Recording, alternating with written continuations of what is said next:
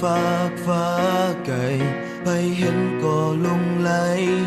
ในความงามที่นางมีอายก็เปรียบดังดินที่ต้อยตามบอกควรจะเอ่ยคำว่าฮักนั้นออกมา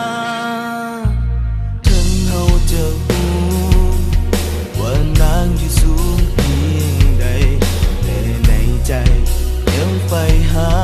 เพียงนางเท่านั้นถึงอยู่ในความจริงว่าเป็นเพียงแต่ฝันบ่มีวันที่เฮาจะเอื้อมไปถึงยิ่งคิดยิ่งอ่อนล้า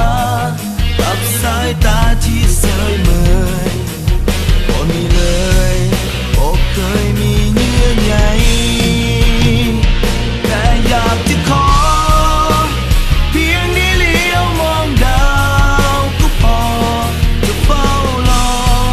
ความฝันลมคนเดียวบ่เคยต้องการสิ่งใดนอกเหนือไปจากนี้เพราะอายก็รู้ดี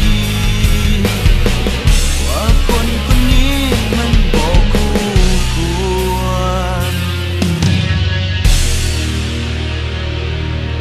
ความฝันกับความจริงมันห่างกันเหลือเกินที่เฮานั้นห่างเหิน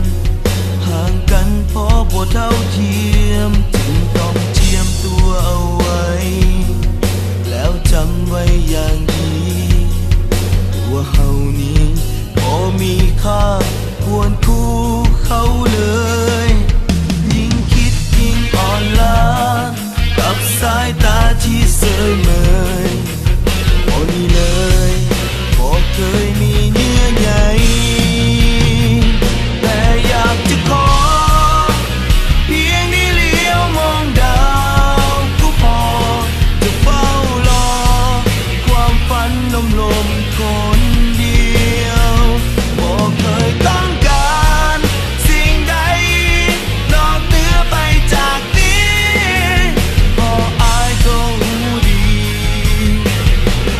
ว่าคนคนนี้มันบ่คู่ควรมันบ่คู่ควร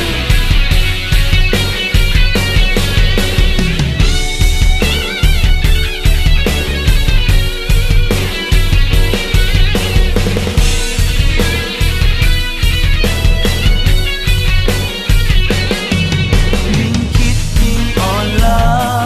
กับสายตาที่เสยเมยบ่มีเลยบ่เคยมี